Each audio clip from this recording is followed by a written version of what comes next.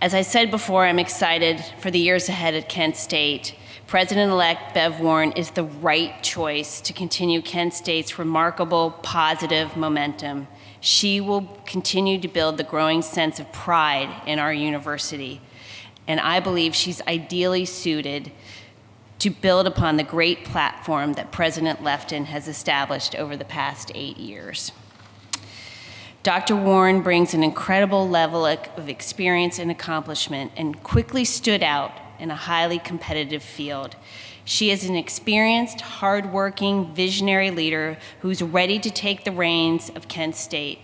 She is a proven leader at VCU, a complex organization in the state capital of Virginia.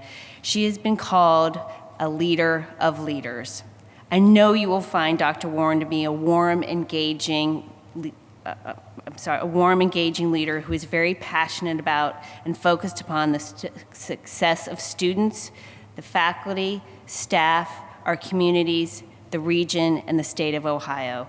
She has a deep commitment to and a track record of success in leadership and priority areas that we care about: academic success, diversity, inclusion, graduation rates, global engagement, and a focus on innovation and entrepreneurship, and of course, research. She brings not only leadership experience within a rising public research institution with a medical school, but also a personal research agenda that aligns with the needs of our state and the region: childhood obesity and urban education. The state of Ohio is lucky to have Bev Warren to be the next president of Kent State University, and I am sincerely proud to ask her to come forward at this time.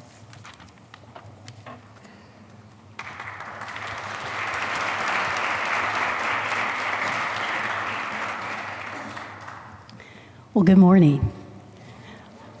Sorry I can't see some of the faces for the stairs, but I do want to thank you again for this very, very special moment for me. I have long admired Kent State University for its deep concern for its students and its commitment to the transformative power of a college education, particularly for those students who are the first in their families to attend a university. It is such a special moment, and it does transform lives. That's what keeps me in higher education. That's what draws me to Kent State University. I'm deeply humbled and very excited to serve as the next president of Kent State University. Puts a smile on my face when I say it. I hope I will get used to it, but then again, I hope I never get used to it, because there should be an excitement about what it is we do, and we do it together. As I said before, a university is about its people. And this university is fortunate to have so many individuals that are passionate and committed to the ideals and goals of this institution. I was drawn to that. I was drawn by the collegiality of the Board of Trustees. I've never seen a board that really works with its heart and its mind to move the university toward its best future. Again, I want to thank Jane Timken as chair of the board and for all that she has done through this process. It has been long, and she has had the energy and the ability to really make one feel that Kent State is the place to be. I also want to thank the chair of the search committee, Rich Marsh. I was so impressed with the graciousness of Rich Marsh's style, the way that he included everyone into the discussion, and he made sure that voices were heard. It certainly made me feel welcome from day one, and I thank you for that. I also want to thank the search committee, because it is a long and arduous task. It's a tremendous responsibility, and I thank that search committee for its efforts and its dedication to its work. I also owe a great deal of debt and gratitude, as we all do, to Board Secretary Shar Reed. Shar is one of those individuals that does not leave one detail unturned, including worries about the weather that we can't do anything about, and worries about flight arrangements that are what they are, but Shar was never going to leave something that could be managed and managed it well. I'm grateful for your support, grateful for what you've done to make me feel so welcome as a part of Kent State University already. Again, we owe a deep gratitude to President Lester Lefton. Again, I was drawn to this university by its momentum, its tremendous trajectory as a major research university. And what President Lefton has accomplished over 8 years really is something that I think draws individuals to a university that is on the move, and the many things that you've done, President Lefton, over these 8 years. As you now know, I am currently serving as Provost and Senior Vice President for Virginia Commonwealth University. And what struck me was the great similarities between these two institutions. As I saw it, there is a true commitment to academic quality and student success, a commitment to a learner-centered environment, and one in which the focus on high-impact engagement and the success of our students and of our graduates deeply important. The commitment to a talented faculty and a dedicated staff, realizing that an institution achieves its work through the dedicated work of the faculty and staff who make up this institution, and that the faculty and staff are the heart and core of an institution. I was drawn to the striving to be a hub of innovation, creativity, and entrepreneurship. I was struck by our similarities where we have highly ranked arts programs, social sciences programs, coupled with the STEM and health programs, making for a great complement of a major national university. I was also struck by the core value to community engagement, to giving back, to being a part of community, to have that sense of being a part of community, and the quality of place and what it means to work together to build that quality of place. And there was also a steadfast commitment to diversity and inclusion. This institution cares that we not only value, but we embrace all of those ways in which we are different. Because I think what we learn in an institution of higher education is that in the ways that we are different, in the way we think, in the values we hold, in the beliefs that we adhere to, and in the ways that we do our work together, we are stronger when we are diverse. It's been so exciting then to see what President Lefton has done in terms of that growth in academic excellence, in terms of increasing the intellectual capital of this university, and on being dedicated to being a partner with the local community. I look forward to a partnership with President Lefton over the next 6 months. We have our work cut out for us. My work is indeed about listening and learning more about the fabric of Kent State University and what this institution's ideals and aspirations and its greatest hopes and dreams are. I want to learn what you think your challenges and barriers are. I want to learn over the next 6 months so that as I work as the next president of Kent State University, I can send the message forward of the great work of this outstanding institution. There really is a palpable energy at Kent State University. You can feel it. And I look forward to capitalizing and harnessing that energy, and then being the one who has the gift to tell the story of Kent State University. For me, Kent State is a destination university. We need to make that known. We need to make sure that we and the city of Kent work hand in hand to be that hub of creativity, to be that quality of place. Dave Ruler and I dream of a Kent that is the next Ann Arbor, the next Austin, the next Charlottesville, because we do think that's possible with a high energy of that city manager and of this institution and what the town of Kent means to the university and what the university means to this city. I look forward to the next few months of meeting so many people who have stories to tell, and I can't wait to hear them. I want to hear from faculty, staff, students, alumni, and friends. I want to hear what you need to tell as your story and what needs to be heard. For truly, the greatest role of an institution and of a university is improving the human condition. It's making a difference one life at a time, one discovery at a time. And I think that, to me, is the real draw of a career in higher education, trying to make a difference and trying to make a difference together. I could not be more pleased to have been selected as your next president. I want to be your president.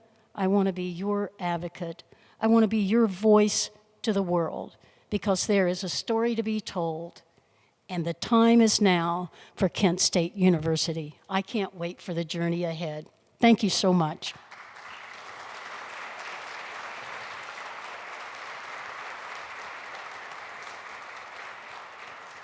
Okay, I'll hand you this there, Dr. Warren. Members of the media, thank you for being patient. And if you could identify yourselves using the microphone and then ask your question, we'll start here on the right with Jason Sokol and work our way around the table. Dr. Warren, welcome. You mentioned that you want to learn and what our community thinks the challenges are. For you, as you see it right now, what are some of the challenges that you face coming in? I think the challenges are, for me, what you see nationally in terms of higher education. I think this is a transformative time of change for higher education. I think we're seeing that we need to be more deliberate about how we fund higher education.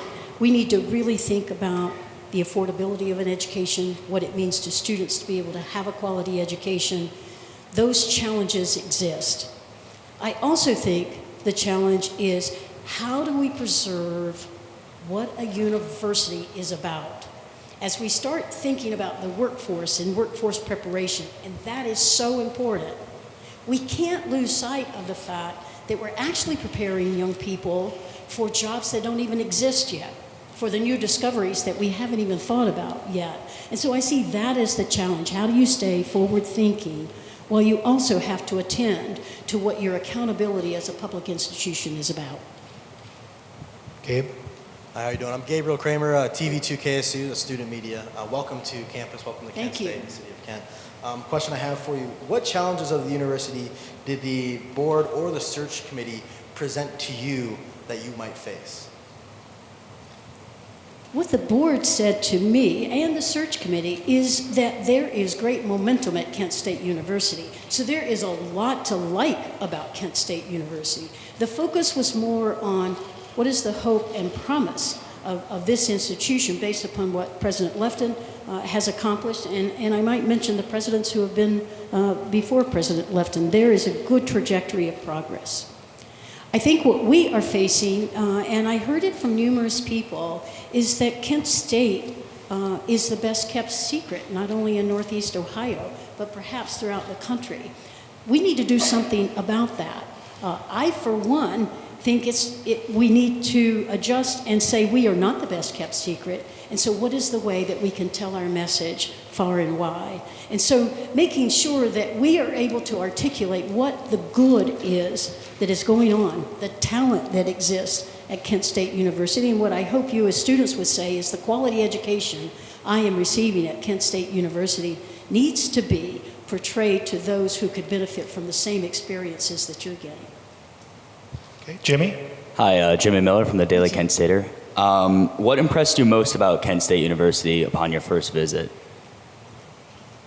It boils down, and I've said it numerous times, so I hate to be repetitive, but it truly was the people. When I look at institutions of higher education, and I have had a long career in higher education, for me it boils down to the people who make up the institution. Certainly bricks and mortar are important. Certainly making sure that we have endowment is important. Making sure that we have the infrastructure that supports our work is vitally important. And I'm so impressed by what Kent State University is accomplishing. And for the next president, President Lefton, you have left a number of ribbon cuttings waiting to be enjoyed. So I have to say that I will look forward to that. But it boils down to how we develop what I call a quality of place. What does it feel like to be here? And what is the pride, and how do we then articulate that pride and feel as a quality of place? Maddie? Hi, Dr. Warren. Welcome to Kent State. Hi, Matt. I'm Madeline Weiner from the Daily Kent Stater. I wanted to know, how do you plan on increasing student involvement at the university, and how do you plan on engaging with students and increasing your visibility on campus? Great question for you as a student. How do I increase student involvement when being that I know what student involvement exists at the moment? So what I would say is that we do not exist as an institution without our students, and that we need to make sure that our core focus is on making sure that you have a quality experience, making sure that you have adequate opportunity to articulate your hopes and dreams and aspirations, making sure that you can articulate your concerns, that there is an openness and an open dialogue. But what I hope we also will do is to respect one another in that dialogue. And so I look forward to engaging with students. I look forward to walking across campus. I look forward to see what it's like eating in your dining areas. I look forward to seeing what happens in many of the student activities and organizations. So I can't articulate the story to the public if I don't know the story, and I think students are the prime reason we're here. There are many great things you're doing and are going to do. So that's what I would do, is say I'm going to be an engaged individual with students, finding out what it is that you think we need to do better. And I hope you might say sometimes, what are we doing well? But then also respecting each other, because I think you'll know that at certain times we may not agree, but I hope we'll respect one another through the process. Thank you. Carol? Hi, Carol. Carol Belisky, Akron Beacon Journal. One of the biggest issues in higher ed right now is affordability and student debt and all of that, and it's one that's confounded many leaders. How do you plan to address that? It is the compelling question of the day. We face that same issues and issues around affordability and student debt at Virginia Commonwealth University. One of the things that I think we have to do is learn how to diversify our resources. Most institutions of higher education are dependent on state funding.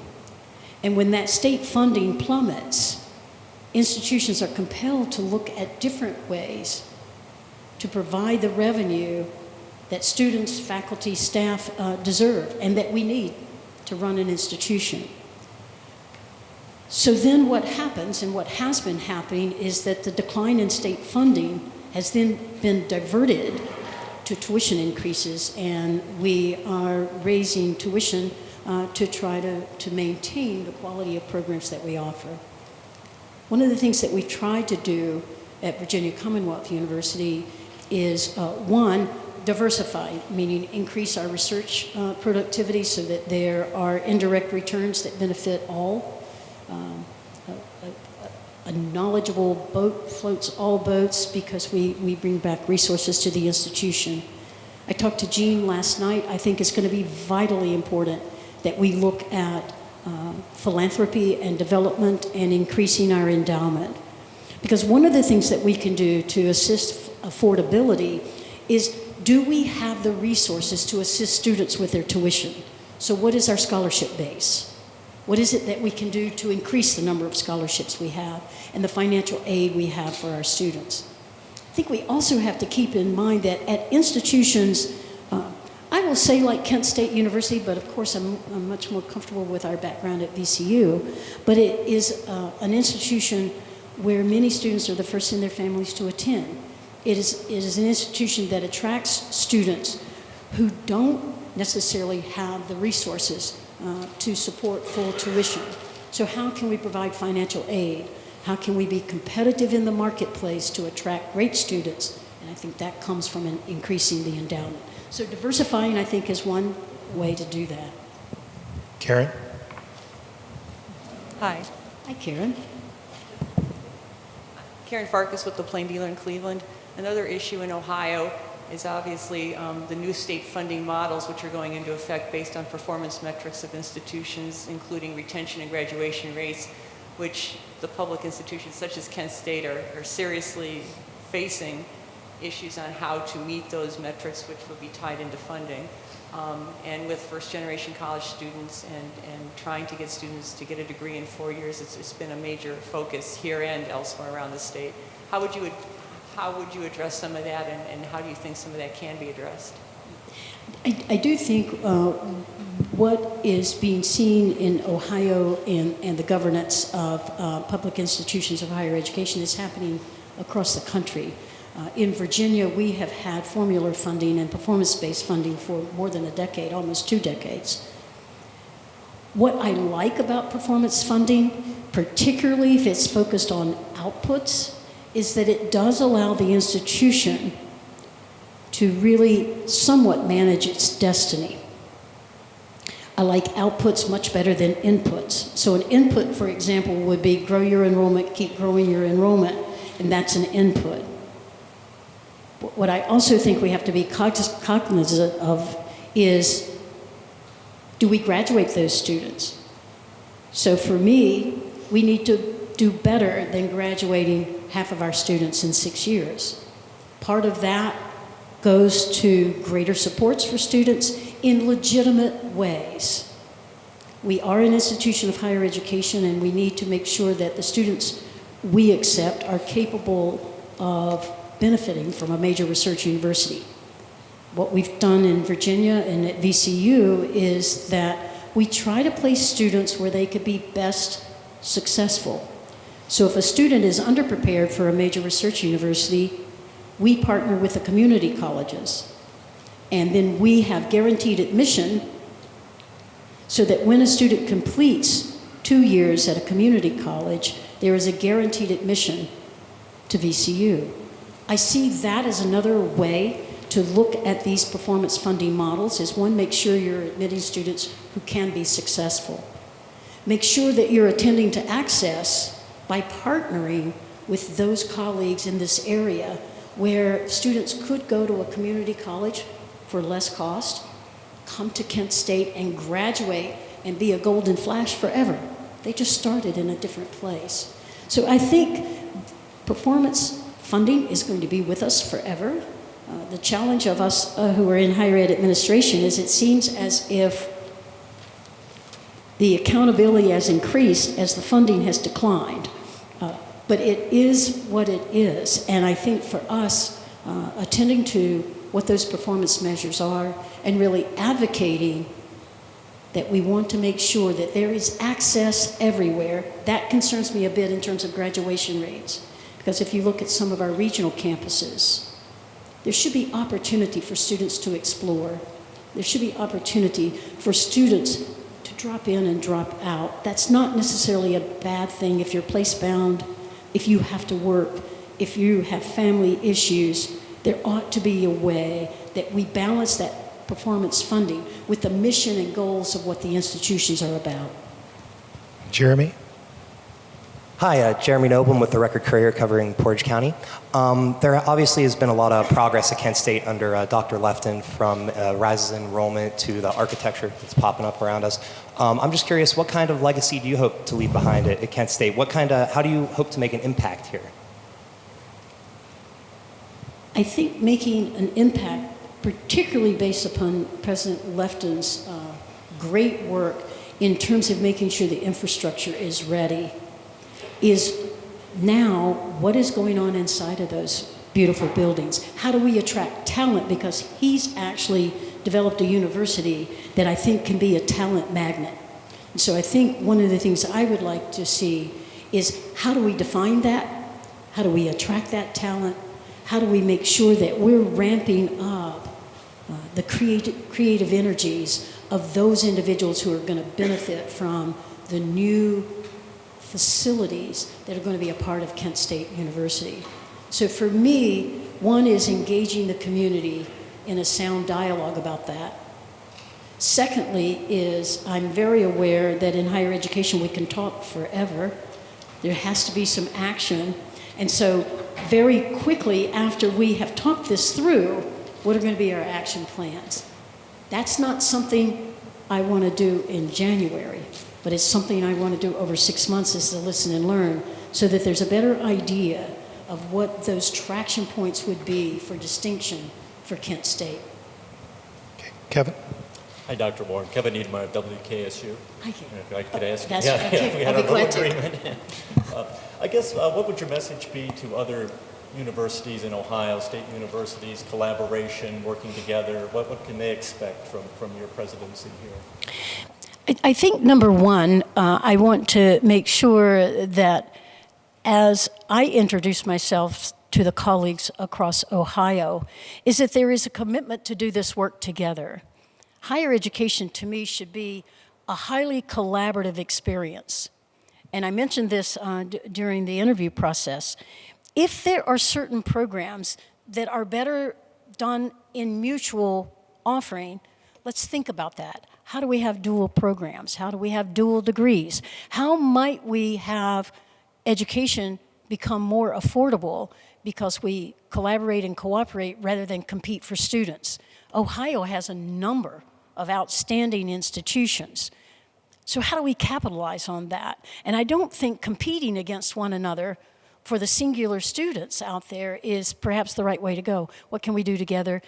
The other thing I think we must do is then how do we decide and determine the Kent State advantage?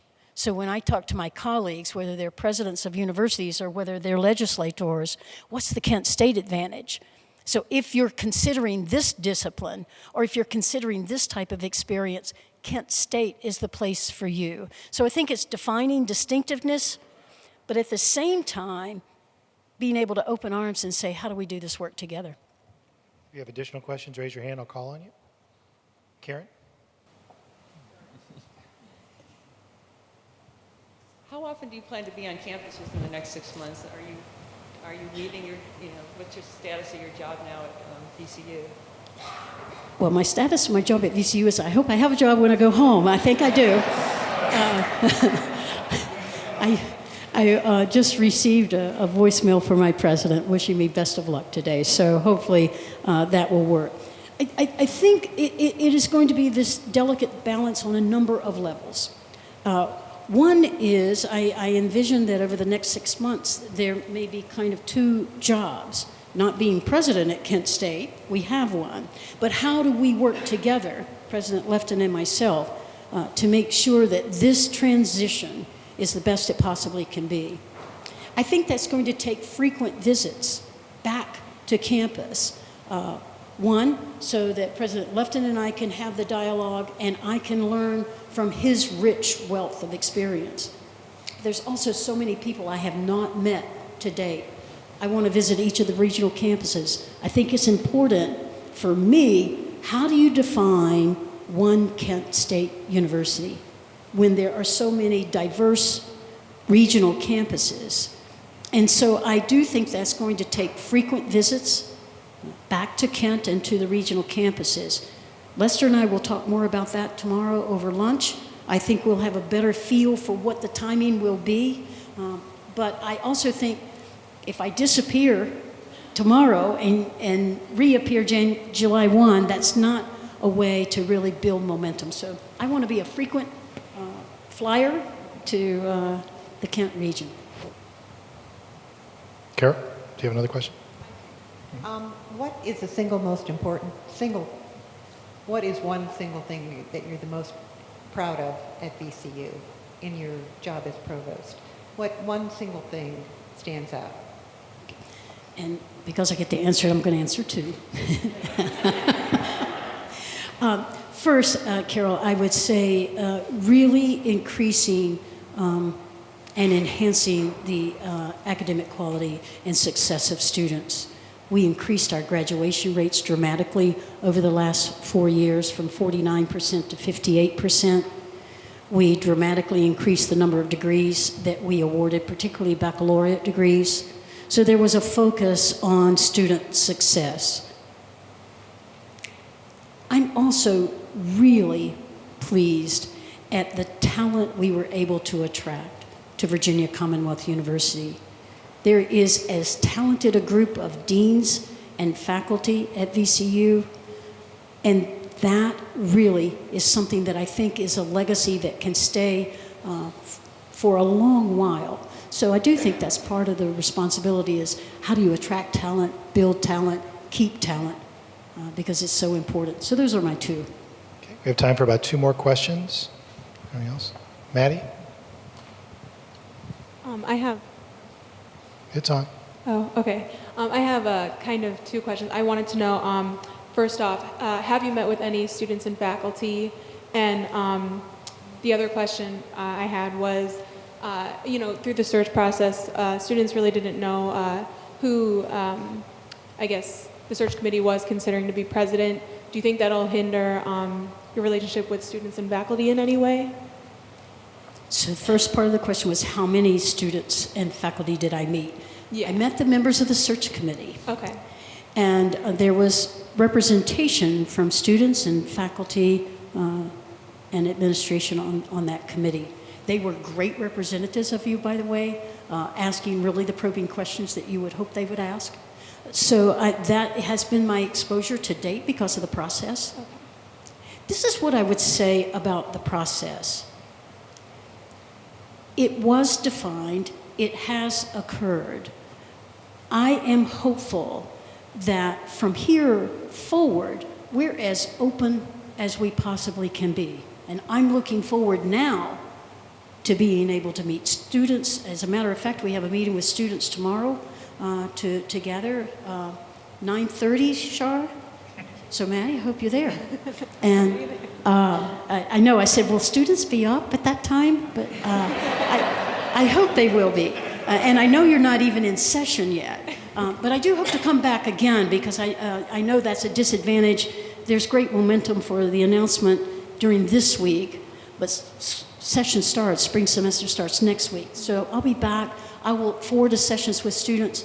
My hope is that we don't linger on the process. What we linger on is what can we do together moving forward, because I'm very open and want to be collaborative, and I want to listen and learn. Okay, 1 more question from Gabe. The Kent State Athletic Department does quite well competing in the Mid-America Conference. I know students and staff are quite proud of the athletic teams. The Kent State football team, with the exception of a few years, is more so known for having a regular losing team. How important to you is it that the university has a winning football team? How important is a winning football team? Well,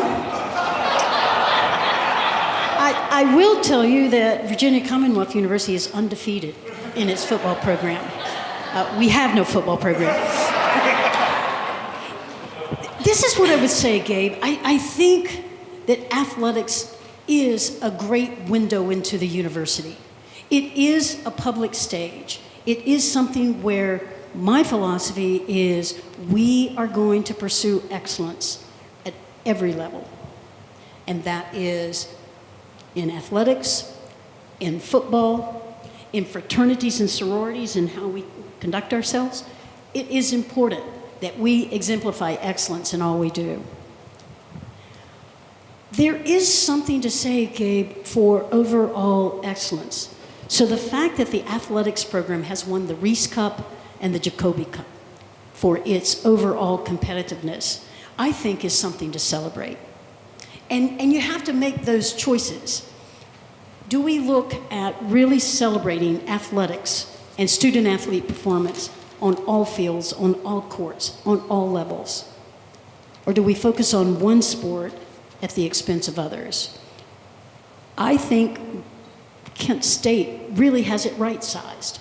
Now, I will say, I don't know how much you know about VCU, but we have a fairly good basketball team.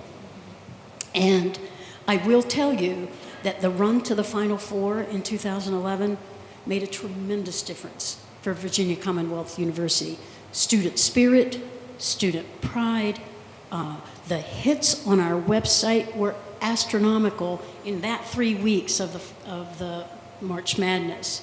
So it's important, and I do understand that, but I don't know that we should sacrifice and place all of our marbles in one basket for that risk of notoriety, because you don't get to a bowl game or a Final Four every year.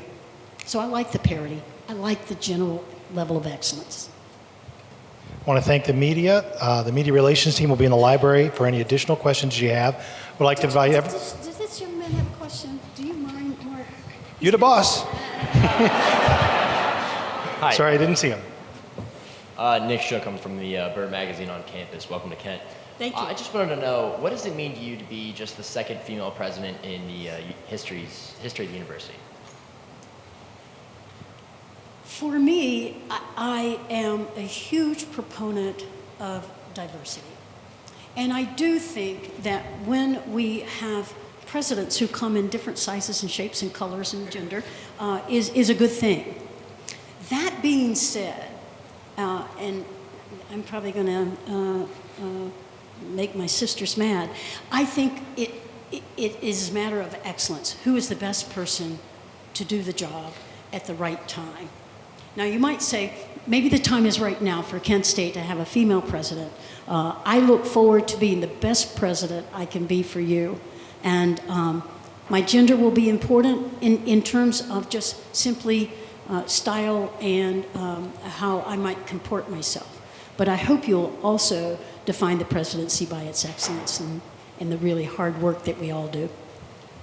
Nick, I'm sorry, I didn't see you there. So the media relations team will be in the library. Everyone else, 3 to 5 today in the Schwabel room.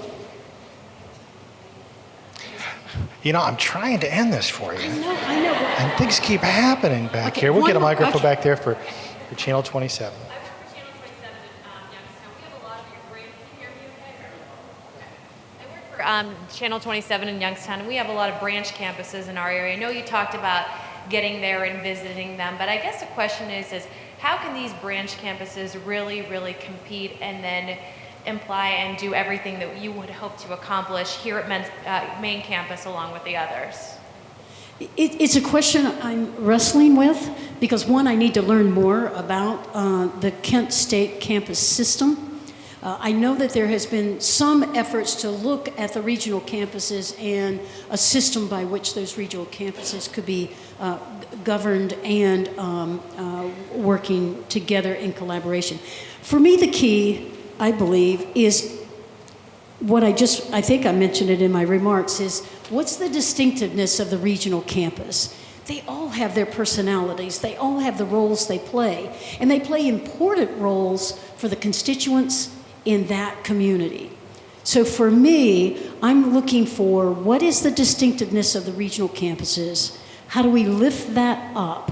But how do we also talk about one Kent State University?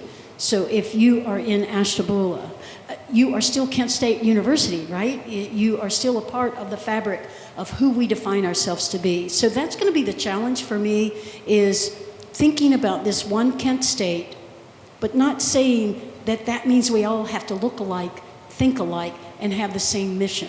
So it's mission, decentralization, mission refinement that I think is going to be a key. Thank you. Okay, Mark. All right. Until we see you at the Schwabel this afternoon, we hope you'll come and join us. Let's give a nice, again, welcome to our 12th President-elect, Dr. Beverly Warren.